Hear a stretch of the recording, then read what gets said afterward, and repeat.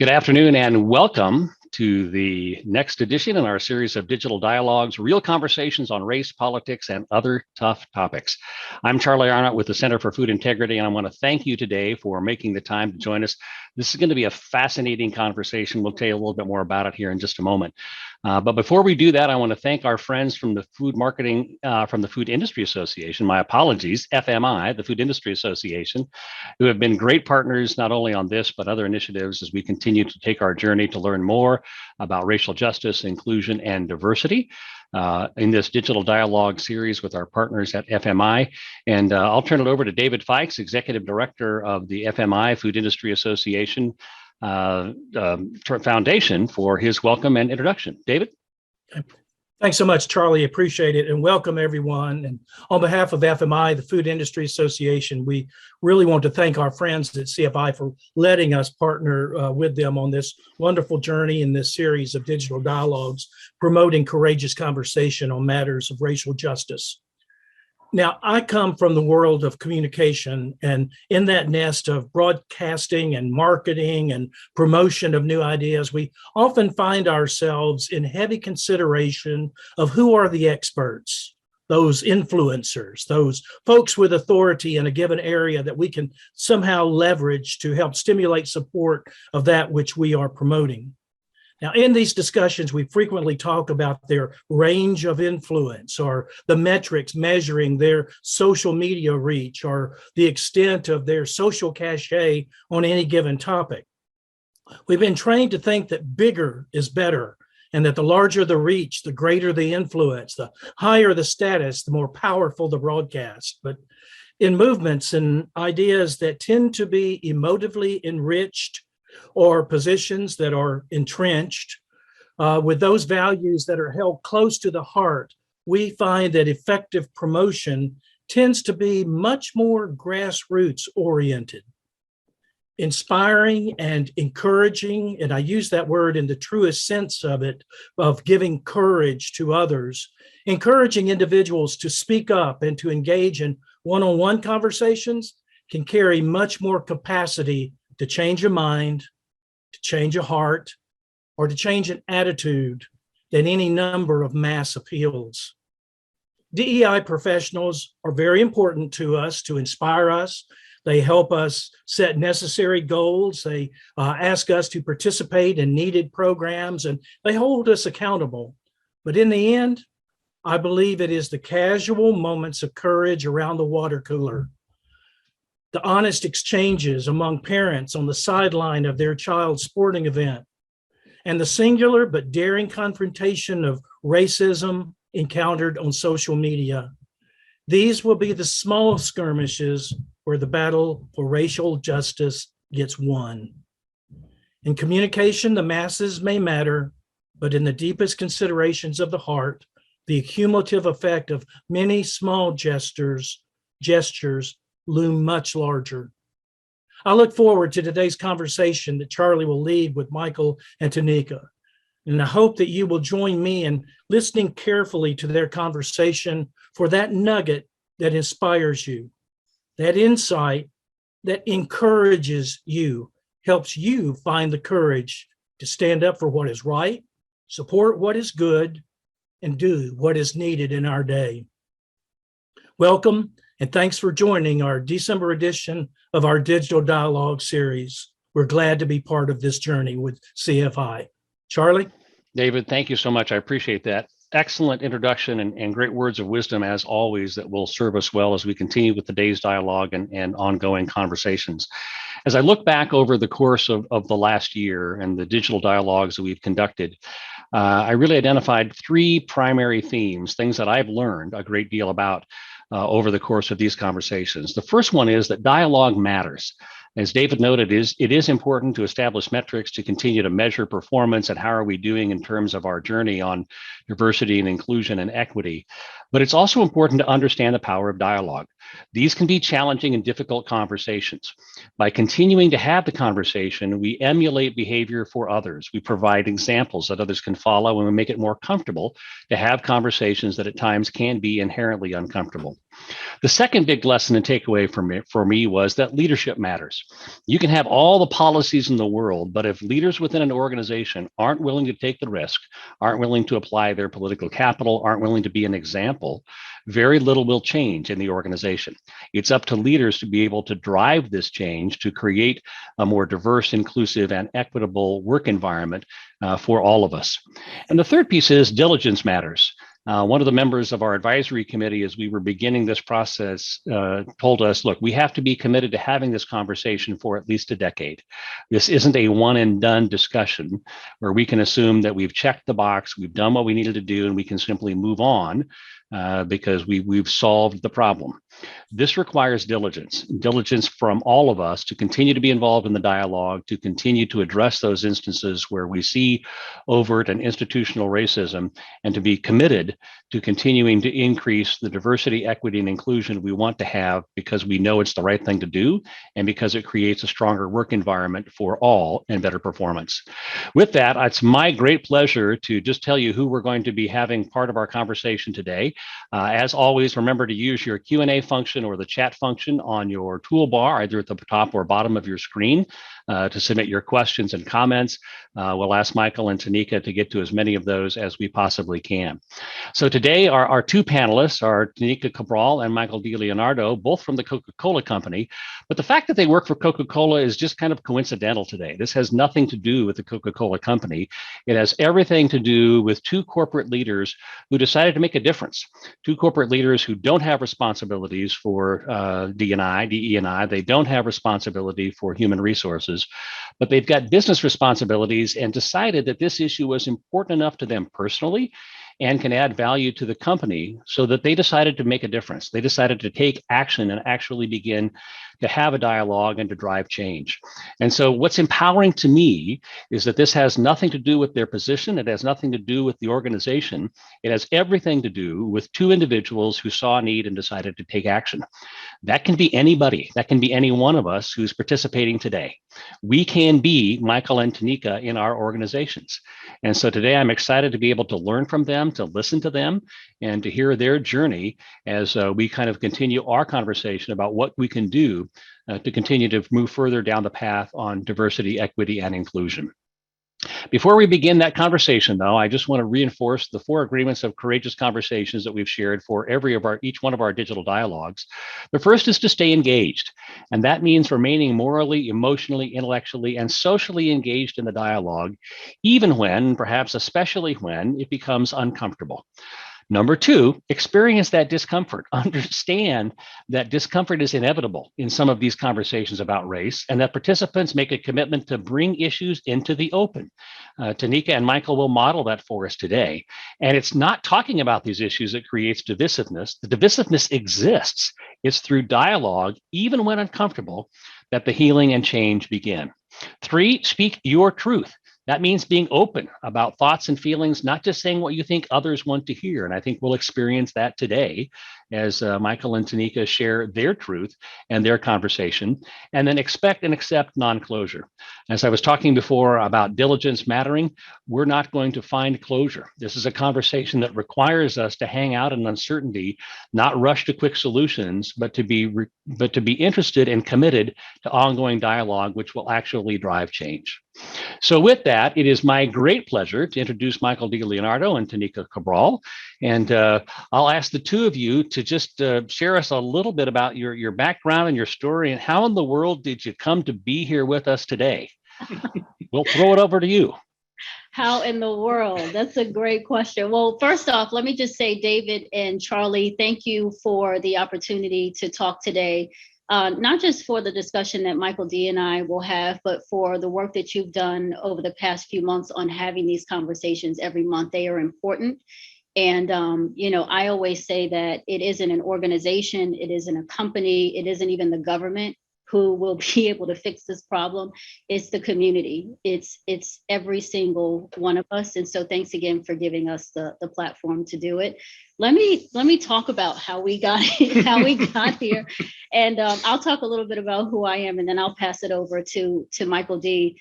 I remember a few months back when I got the request to have this conversation. And I said, you know what? I absolutely want to have the conversation, but I want to have this conversation with a white person, preferably a white male. And I chose and I asked Michael D to join me. And that was intentional because Michael D and I are different. We don't have the same set of beliefs, arguably, right? On the surface, heart, absolutely. But a different set of beliefs, values. We have different lived experiences. And so I wanted to have a real conversation with someone to demonstrate that you can do it. You can have that conversation and you can create a safe space to have tough conversations and walk away okay. Right. But just a little bit about me. I am over 20 years with my company. I've climbed the corporate ranks, started in customer service and now at a senior VP position. I am a mom of 3, so I am very invested in doing all that I can to help our community with this tough challenge because I want the world to be better for my children. And I've always had passion in this space. I can remember as far back as I can remember wanting to create inclusive environments, wanting everyone to have a seat at the table. I want everyone to be on the playground and have a chance at the swing. And so, in the corporate world, I have been a part of affinity groups. I've led affinity groups. I've been, a lead on our women's affinity group. I've been a part of the Black affinity group at every single one. I'm actually a member of every affinity group. Every single one of them. So I have passion for this work and in this space. But I'll turn it over to you, Michael D. Great. Thank you, Tanika. Greetings all. Thank you for having us, Charlie, David, and welcome to all of you out there. Tanika and I are really honored to be here today. And we hope when this hour concludes that maybe we've inspired you a little bit. Hopefully we've informed you a little bit. But at the end of the day, if you can leave this hour and make your workplace better and your community better, then, cheers to all of us for what we've done today. So that's the ultimate goal. Just quick about me. I've been here at my company it'll be 25 years at the end of this month. And during that journey, I've always been in sales roles, sales leadership roles. Never in HR, never DEI. So I'm speaking to you today as somebody who's not an expert in this area. So I hope I don't disappoint you. But, David said something in his opening that's really important. These are water cooler conversations. They can be collision conversations. Yes. They're not easy. They're, Charlie, you talked about discomfort. And we're going to share some of that with you today and how we've learned and grown from it. But they're really, really important to have. So that's what today is going to be about. And we'll share some of our stories because that's what we really are. We're storytellers, whether it's in our marketing roles, our sales roles. But we both are committed to making the places where we live and work better. And to do that, you have to start with conversation. So that's what we're going to do today. Let's do it. Let's do it, my friend. So we should start in the beginning, really, because this is such an important part of our relationship.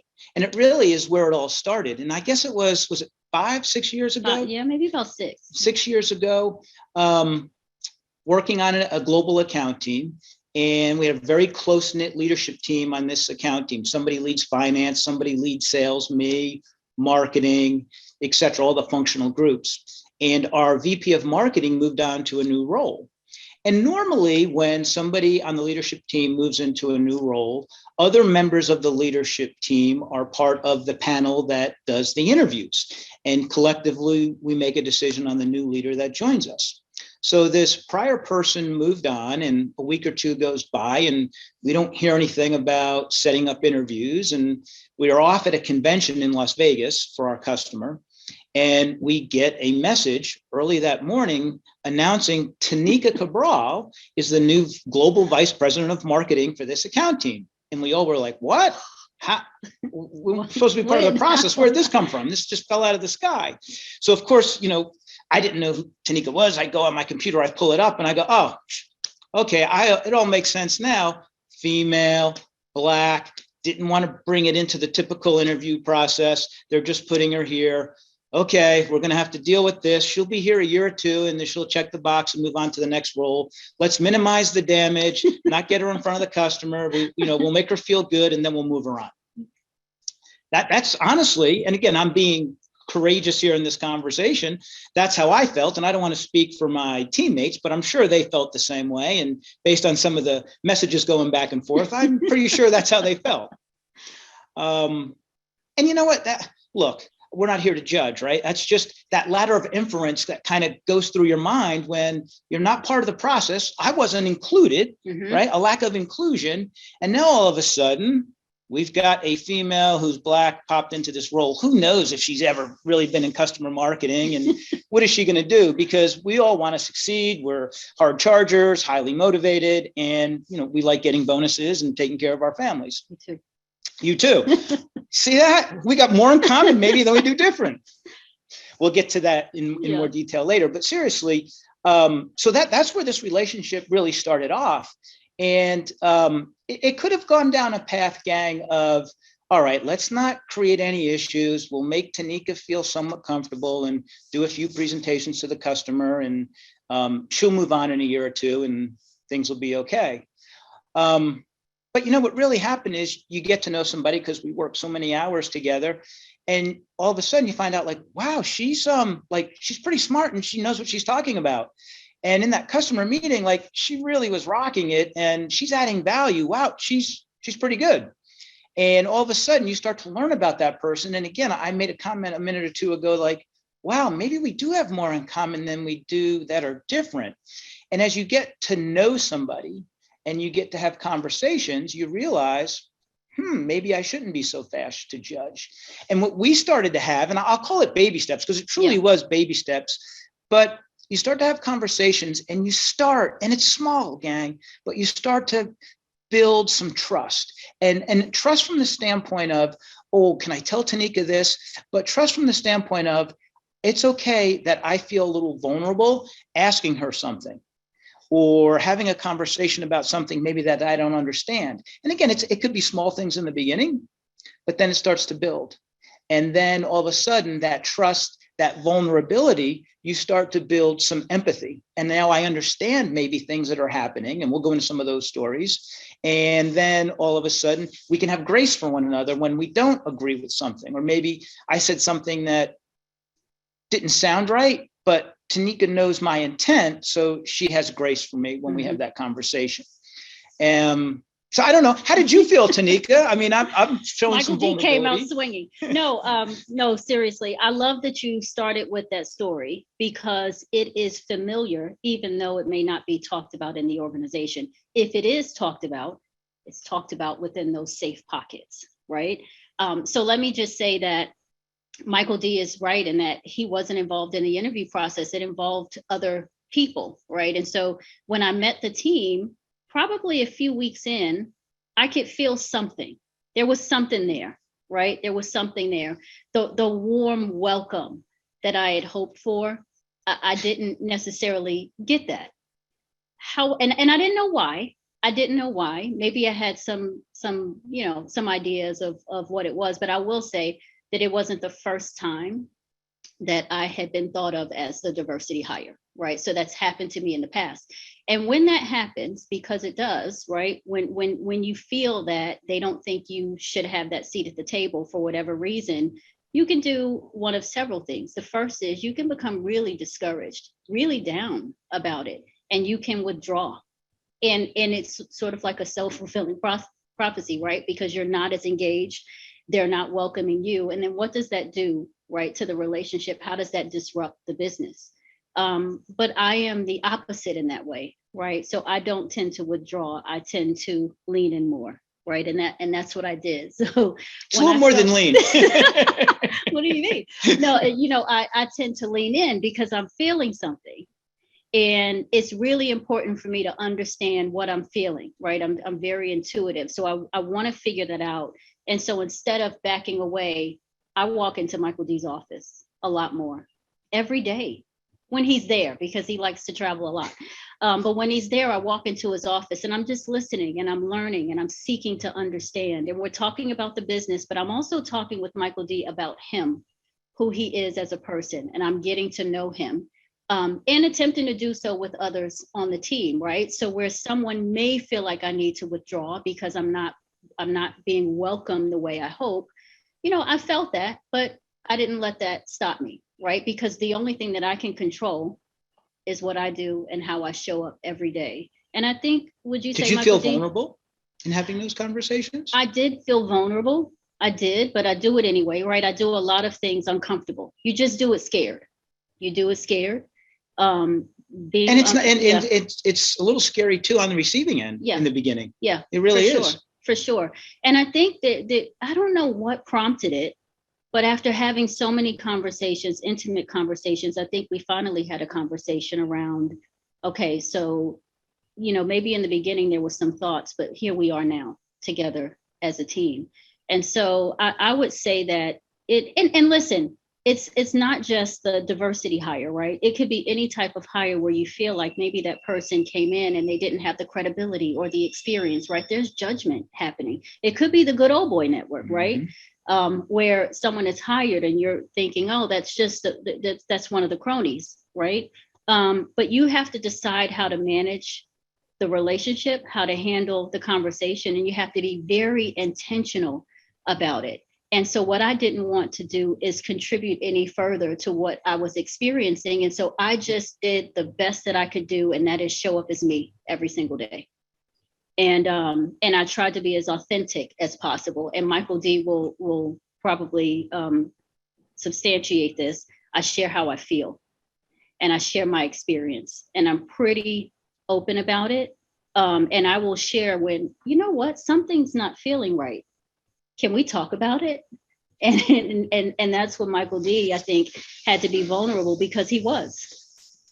Absolutely vulnerable. But it's interesting how some members of the team that put up more defenses. Like, okay, now here she is on the attack. Whoa, I don't want to really get into this combative relationship, and I don't really want to seek empathy. I'm just going to, okay, whatever, and go along with it, versus other members, and I think I'm in this group, of saying, okay, well, why do you feel that way, Tanika? Or tell me about why you didn't feel like you were included enough in this meeting and weren't able to contribute or bring all of you.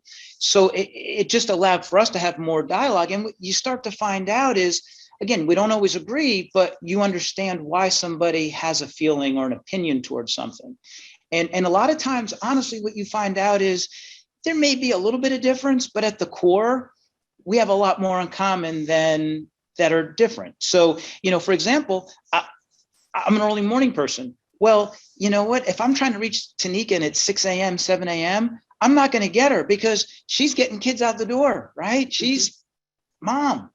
And that's okay. But people can read into it like, oh, she's not engaged. She's a 9 to 5-er. But she also knows if she's trying to get a hold of me at 9 o'clock at night, I'm sleeping. And it's not that I don't want to talk to her, but it just turned off. So once you get to understand the person and their motivations and their intent, it changes everything. And I think that's really important, is the intent. The important thing is the intent. And in many of our conversations, personally and professionally, I know I say a lot of things that if somebody was walking down the hall, they'd be like, what did he just say? But Tanika knows my intent is seeking to understand, is in that and it's caring. So I just, that's important, I think, for our audience to take away, is those conversations and understanding. So help me understand more about the journey, because I became uncomfortable just hearing about your initial encounter, right? I mean, it was set up to have a lot of tension, and it was set up to not foster a successful relationship. But it's clear the two of you have great rapport today. I'm guessing that didn't happen instantaneously. Right. It didn't. And Michael D talked about baby steps, talked about having open and honest conversations. And so when I sat across from Michael D and we talked about things that clearly made me uncomfortable and made him uncomfortable, we didn't give up and we didn't walk away. And, tried not to take things personal. He didn't know me, right? He didn't know me. He got to know me, and he was open to getting to know me. And we had those tough conversations, but there was trust. I don't believe that Michael D had any ill intent. And I would hope that you didn't feel that from me. And so we sat in it together. And it took days and months but not too long. I wouldn't say it took too long, to the point where I knew that I could trust him and I could share things with him, and him with me. And that's really what it's all about. It's about the trust and the grace, and, not taking things as personal. I agree with all that. And what I would add to it, and it gets back to maybe David in the water cooler a little bit, but I could just remember conversations, both, again, professionally and things that were going on in society. It was like, I can remember, like yesterday, we were in Cincinnati, Ohio on the Hertz rent-a-car bus going back to the terminal and having a conversation. Yeah. We won't go into all those details, but it's these moments that when you're together, when you're having conversations, when you're working and you start to build that trust, that it again, they're not always easy, but you start to talk. Yeah, and to understand. You start to talk. And the bottom line is, whatever the reason, the team thought that I was hired for a certain reason. I knew why I was there. I knew what I was capable of, and I knew what I planned to leave as my legacy. And that's really what I hung my hat on. I couldn't control his opinions of me or anyone else's, and I certainly wasn't going to let that control how I showed up every day. And so that was a choice that I made. But, Michael D., as we're talking about hiring, I would you always bring that story up. I want to tell another story about hiring, because now, as we're about to hire someone and hire that person together, I'm glad that we had this established relationship. Because I included you, Tanika, yes, inclusion. Right. So Michael D. was hiring someone to join our team, and he asked me to sit on the panel to assist. And Michael D. had experience with one of the candidates. And so he said to me, Tanika, you're going to love him. He reminds me of me when I was a young sales guy. He had experience with him. And so going in, though, and this is just how I approach interviewing, it doesn't matter, really. I appreciate that he had experience with this person, but I'm going in and we're going to see what this pool of candidates looks like. And so we interviewed the gentleman that Michael D. was referring to, and he was okay. He came up and he shared his experiences. And then I don't know if this next candidate was right after, but we interviewed the next candidate. Now this is on a Zoom interview. This is via Zoom. And she pops up, and she is an African-American woman. She had her beautiful natural hair. It was an afro. And what? I thought she had purple streaks in her hair. It wasn't purple. It was colored, but it wasn't purple. She did have on purple earrings. I think they were purple tassel earrings, and they hit her shoulders. She looked gorgeous. She looked different, right? She looked compared to mainstream, she looked different. And so we start to interview her, and every answer. Can I interrupt for 1 second? Yes. And again, being vulnerable and being honest, and you said it perfectly. This person who was a candidate that we thought highly of did well in the interview. And by the time we got to this person you're describing, this person, I believe, was during a reorganization and was separated from the company. Yeah. So again, another reason to say, hey, is this the right fit? Mm-hmm. And again, gang, all of a sudden these unconscious biases come up, like, okay, doesn't really look the role that we need in this area of the country, and kind of got somebody I think highly of, and the appearance didn't really fit the mold. So now I know Tanika, she's still kind of new on the team, and I don't know what she's going to think of me. So I'm going to pretend like I'm engaged here for a minute, but my mind's already made up, and there's no way we're moving forward with this candidate. Now, let me say this. This happens all the time.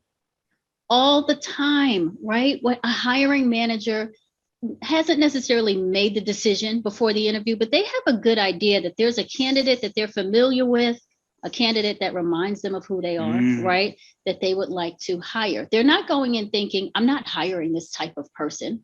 I'm not hiring this race. I'm not hiring this gender, but they're thinking, I've got my person, right? And then there are things that sort of feed into that. Well, you know what? I don't know if this candidate is in the right part of the country, or whatever the case may be. But let me tell you what happened. Question after question, her answers got better and better and better, to the point where at one point I'm just like, so Michael D. Right? It's like, wow, she just, I mean, it was one of the most impressive interviews ever. And so after she disconnects, right?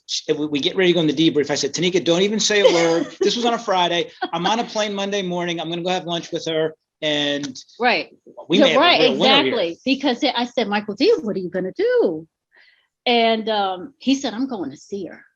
And I thought, oh, okay, he got on a plane and flew to see her. When he got back, I said, how was it? He said she was better in person. She was even better in person. Incredible. And then here's even a better part of the story.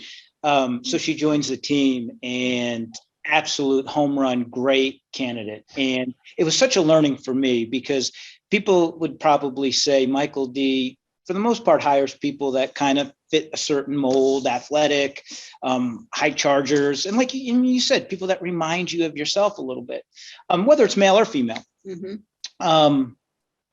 She joins the team and was truly a blessing, and did a great job managing the customer. But I would say, as important it was with her customer leadership, the leadership that she brought to our global team, whether it was working on cross-functional programs, initiatives, but also, especially when we got into some real social injustice issues, George Floyd, the leadership role she played on our team to really understand and have empathy and sharing different perspectives, I mean, was something that none of us could have anticipated.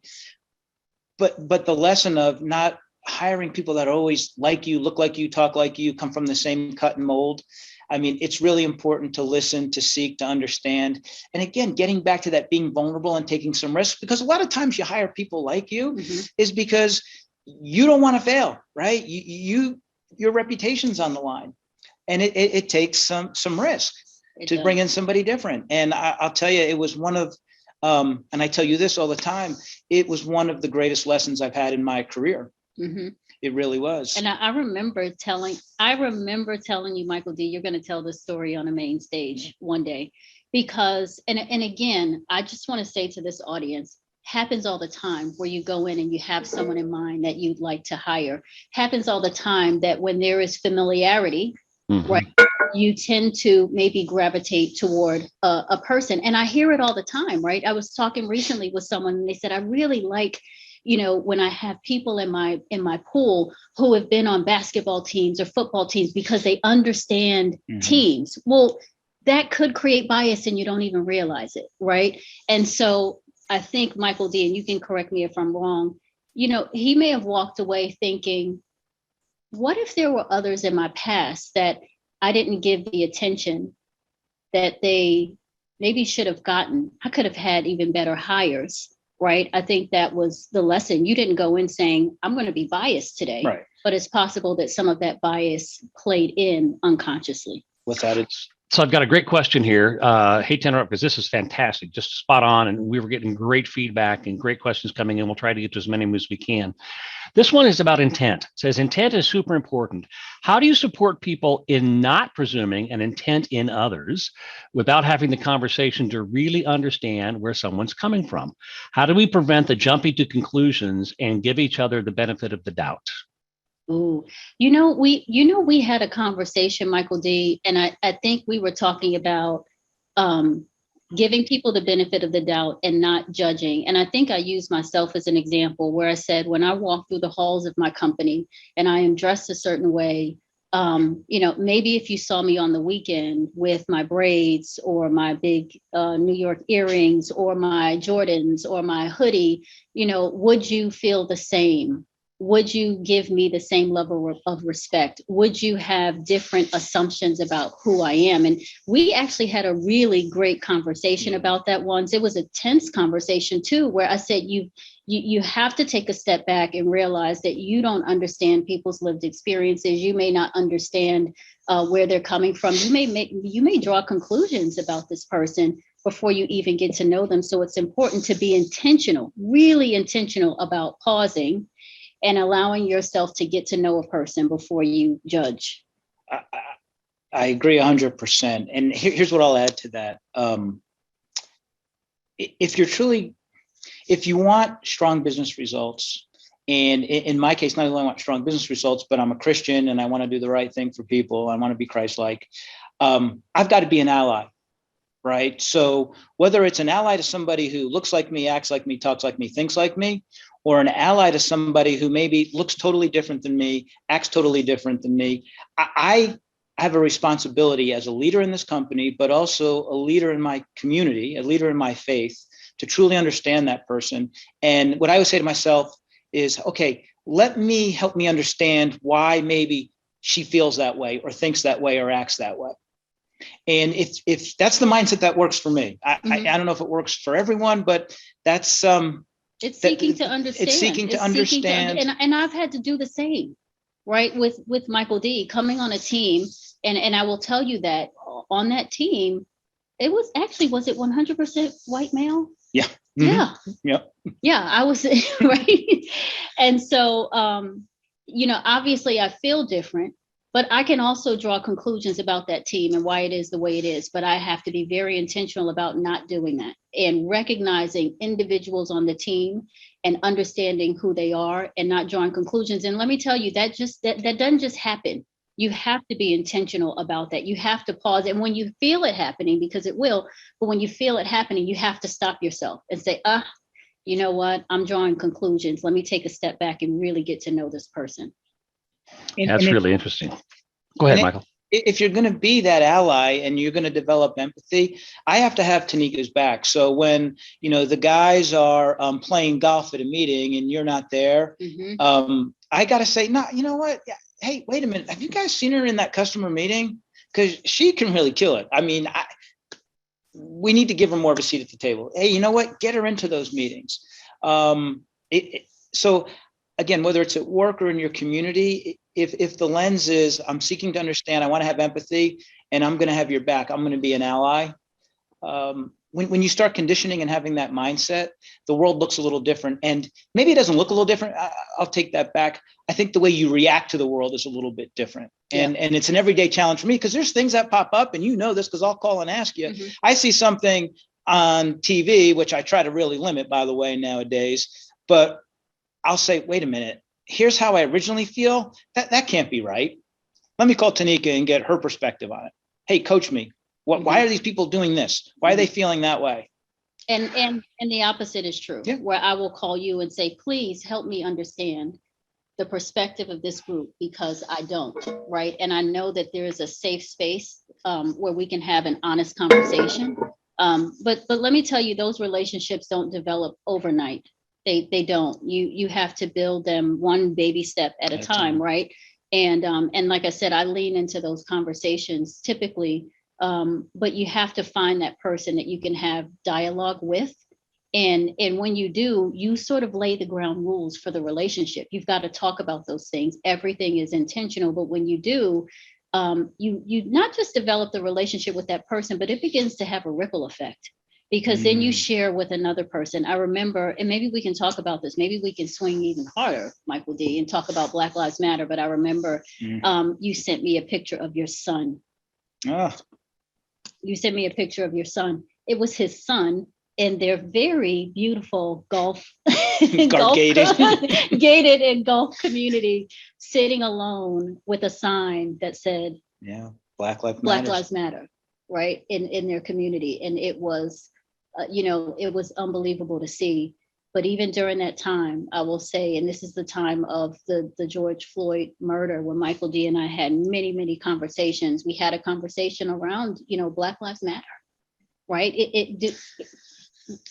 What? I know, but it's real. I'm glad you brought this up because the conversations we were having, really to be, again, transparent and vulnerable, was, Tanika, wait a minute. I know Black Life Matters, white life matters, blue life matters, all life matters.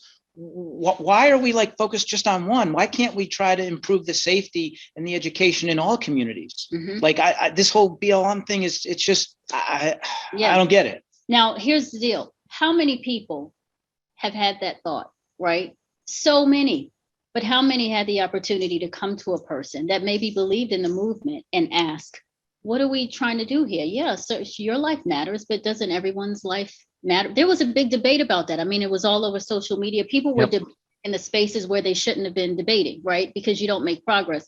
This is where you make progress, where we can have a conversation where we talked about, well, let's take away race and just talk about that approach in other areas. It could be Susan G. Komen's, like when we're focusing on breast cancer, it doesn't mean that we're not focused or care about multiple myeloma. It just means that at that time, right, we're focusing on what's burning, or, you know, the burning house. But it's not really about Black Lives Matter as much as it is about being able to have a conversation about something as intense as that, right? Where maybe we don't completely agree, but you know what? Here's what I know about Michael D. He's interested in understanding my perspective.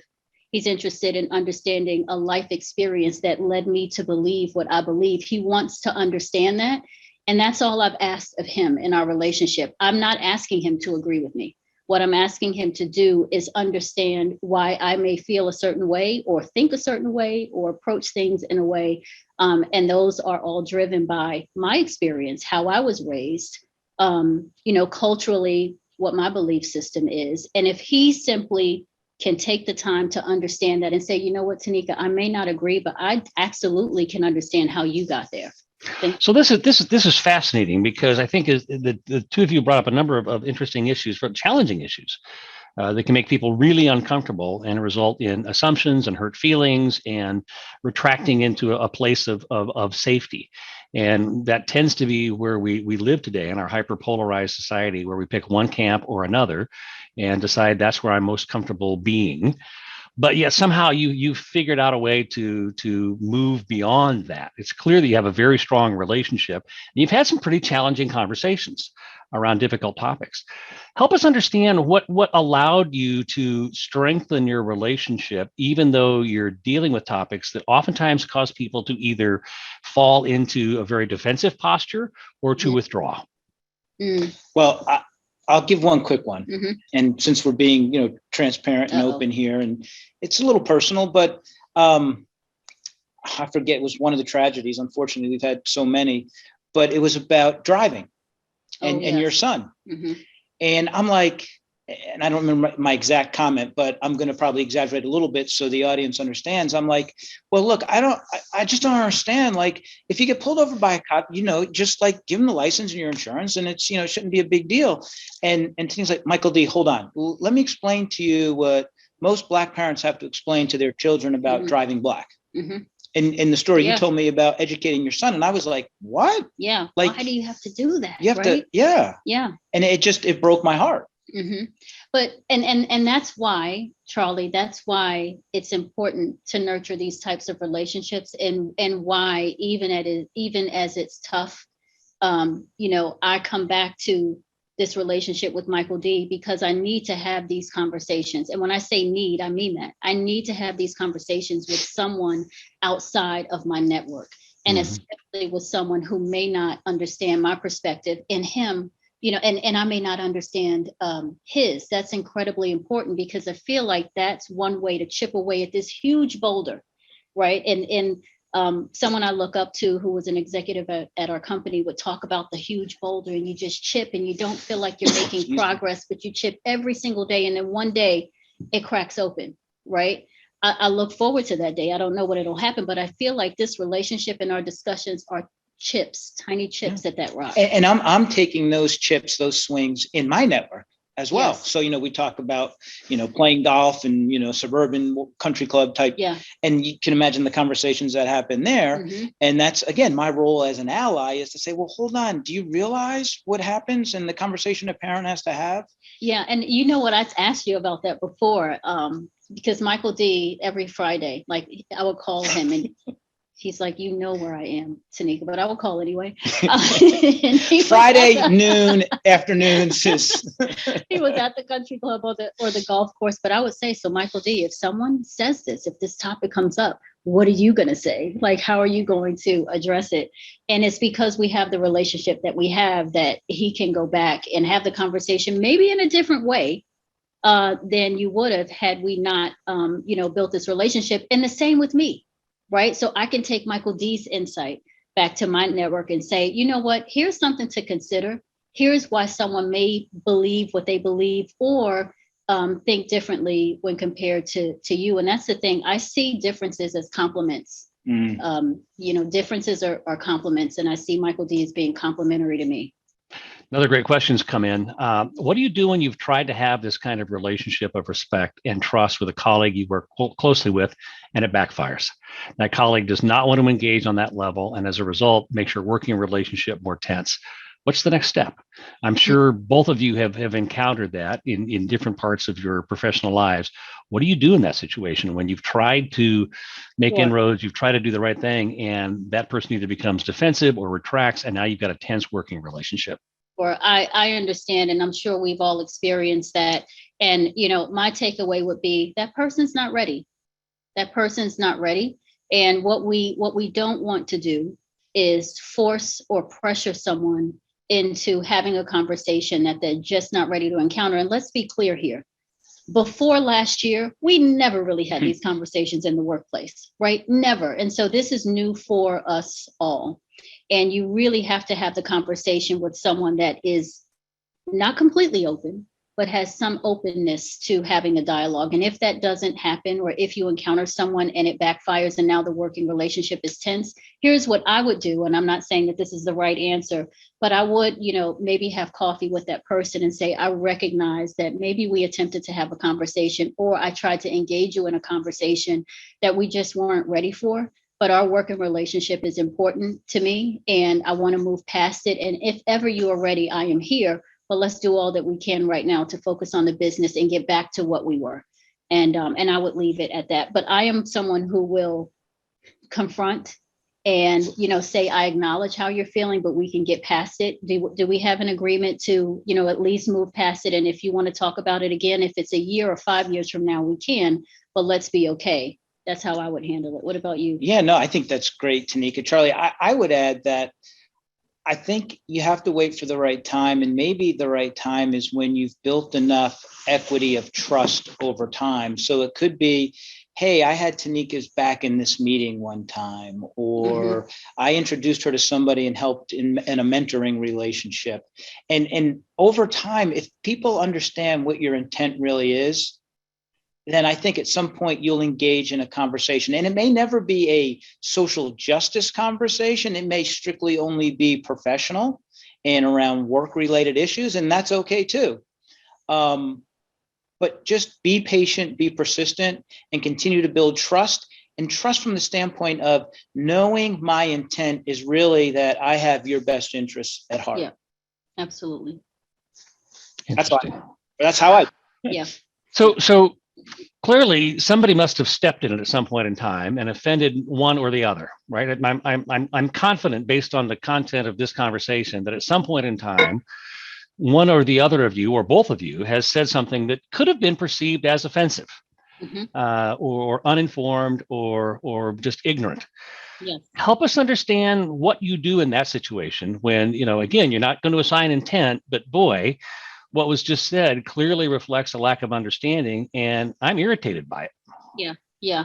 I can start, and you can share, Michael D. And I don't even think it's about a specific experience. I can't sit here and say, okay, this is why we disagree. But there have been many times when, we had conversations and it didn't land well. And a conversation where maybe I didn't appreciate something that he said and I found it offensive.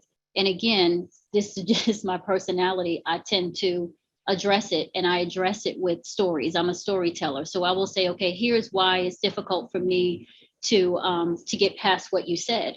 And it could be about, like, let's say it's about the justice system, because Michael D and I had this conversation about the justice system. And so I share real experiences from my life, right? Real experiences from my family members, from my brothers. And I can then say, so this is why what you said didn't land well with me, because my lived experience has sort of conditioned me to think in a very different way. And so you sit in a different seat. And so for that reason, I am offended. And in a case like that, Michael D may pause and think and process and say, I can understand that.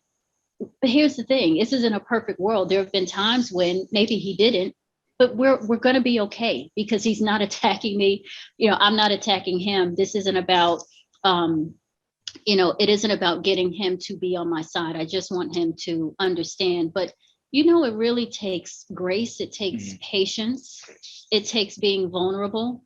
it takes building the muscle that you need to be uncomfortable with conversations, right? You just have to have the conversation uncomfortable. And listen, even in our own families with people that we love, we have conversations and we're offended, right? And we come back the next day and we love each other and we hug each other, and we move on. And so that's what I think we've tried to do. Absolutely. I would emphasize the grace part, because I know I've said dumb things, but Tanika knows where my intent is. And even people outside of Tanika, friends, I know where their heart is and their intent. And when things maybe aren't said right, or maybe what they say isn't what they really truly mean, you have to show grace and you have to ask for grace. Because if we start becoming combative, we're going to do just the opposite of what we want. And that's to shut down conversation. Yeah. When that happens and all of a sudden people aren't comfortable being vulnerable, we lose trust, then we're in big trouble. So I would rather say something dumb to Tanika and have her say, Michael D. Now, this is how I interpreted what you just said. I'm not sure that's what you meant, but here's what it kind of sounded or felt like. Having those conversations are healthy, and you have to be comfortable getting that feedback. But if we start to get combative, then we're going to have some serious issues. You just said something that I want to touch on. You said we may not say it the right way.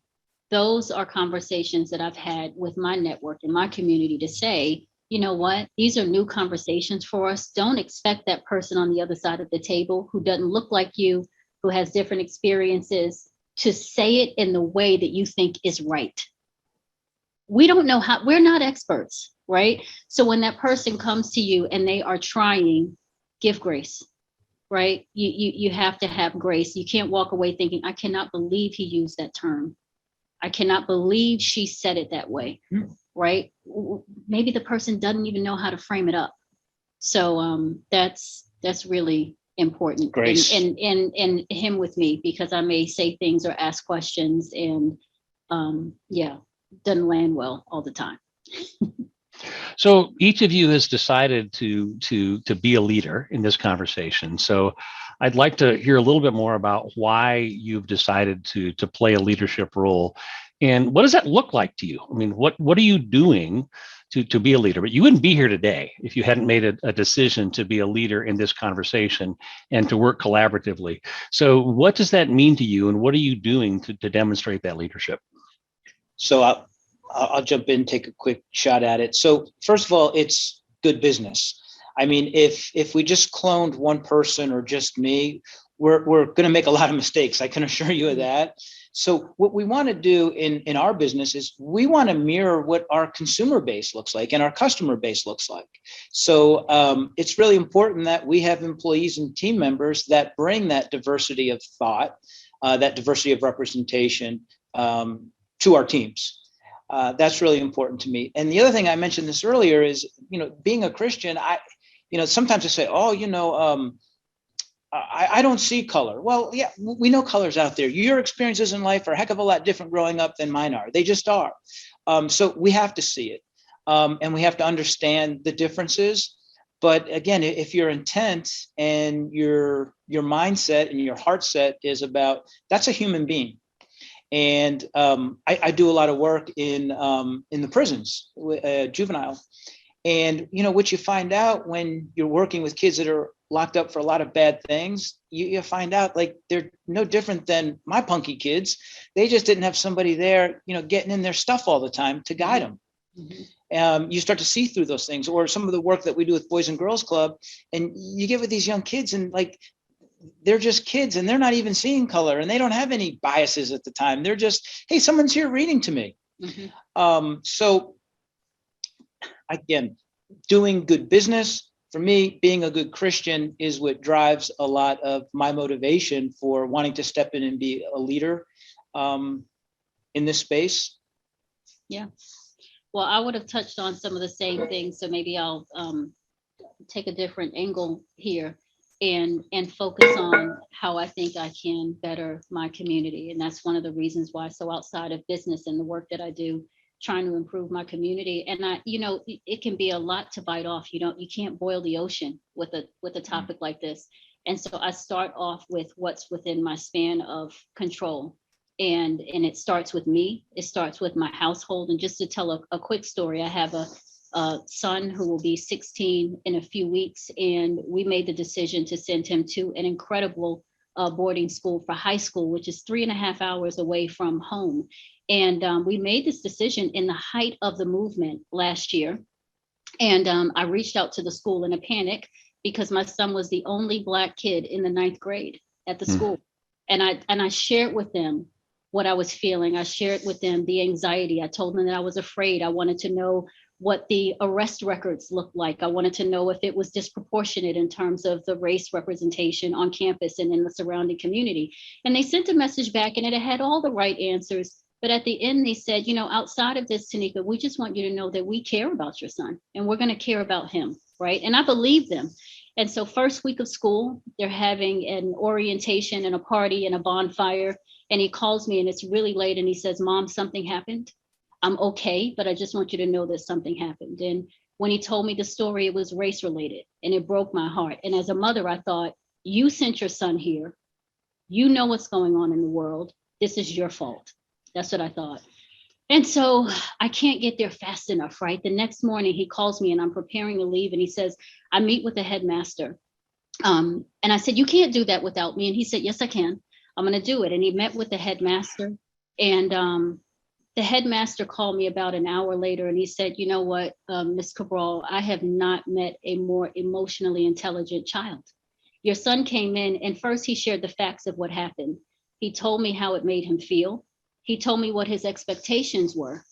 And he said, I also want you to know, and this is what's the difference maker for me. He said, and not only that, overnight, I was bombarded with calls, emails, and knocks at my door because the headmaster lives on campus of students saying, what are you going to do to protect Benjamin? And I thought, oh my gosh. So I felt like he was alone. But overnight, they were overwhelmed with students who don't look like my son saying, I saw what happened to Benjamin and you better do something about it. And they did. They kept their word and what they did blew me away and made me think my son is in the right place. But it emphasized the importance of allyship. And when I thought my son was alone because he was the only Black kid, he actually wasn't. He wasn't alone. He was there with others who cared about him and who showed up for him after only knowing him for 5 days. And so as a leader, what I want to do is just emphasize the importance of allyship. And allyship is active. Allyship isn't passive. Allyship is showing up in support of another person, and especially a person that looks different, thinks different. Maybe there's something different about that person, and there's nothing in it for you other than advocacy. And so if I can leave the audience with that, and that if you walk away thinking, what can I do to support one person that may need my help, that may need, my credibility, that may need me to speak up on their behalf when they can't, I'm going to do it. I'm going to do it. I'm going to be courageous and do it. So that's my spin on the answer. Amazing. I have her back all the time. Impressive. Tanika, Michael, I can't thank you enough. This has been such an incredible conversation, so inspiring. I think everybody who's listened has gotten so much from it. We'll continue to post snippets and continue to encourage people to learn from your example. And just want to thank you for making the time today to be with us. I've got a few other things I want to share with everybody as we bring today's conversation to a conclusion. So give me just a moment to get to the appropriate slide here. And kind of walk through again the 4 agreements to that courageous conversation. Stay engaged, remain morally, emotionally, intellectually, and socially involved in the dialogue. I think we've seen today a great example of the power of being engaged and being a part of that conversation, of being willing to experience discomfort, knowing that's inevitable and that the divisiveness already exists. It's through dialogue, even when uncomfortable, that the healing and change begin. We've seen a great example of that today. Speaking your truth. Again, we saw that in evidence today with both Michael and Tanika sharing their truth and being willing to give each other grace as they did so, and then accept and expect non-closure. We are all on this journey together. We're all at different points on the journey. And so we want to welcome and embrace people wherever they are on the journey and continue to encourage them to make progress. We have additional resources that are available. We have a toolkit for having conversations about diversity, inclusion, and race. It's available to anyone free of charge. You can download it on our website. Starbucks Global Academy has the To Be Welcoming curriculum, which is terrific. You can see the rest of the resources that are available there. All of those and more are available at foodintegrity.org/programs racial justice. You can go there to learn more. Other resources you can read, you can watch, you can listen. You can access that list again at the foodintegrity.org website. There are more resources available. And again, the diversity and inclusion discussion toolkit that I referenced, we designed this for frontline workers and frontline managers, but it's available for anyone. How do you begin that conversation? How do you have a constructive dialogue about these issues? There's a facilitation guide as well as a leadership toolkit to help encourage that conversation. Facilitation guide, leadership toolkit, and then appendix and resources. So again, on behalf of FMI, the Food Industry Association, and the Center for Food Integrity, and our two distinguished guests, Michael DiLeonardo and Tanika Cabral, it is my great pleasure to thank you for spending your time with us today. I hope you found this very enlightening and inspiring as I did, and we look forward to seeing you on the next digital dialogue. Have a great rest of your day, a great holiday season, and we'll be talking to you soon. Thanks again. Take care. Bye-bye.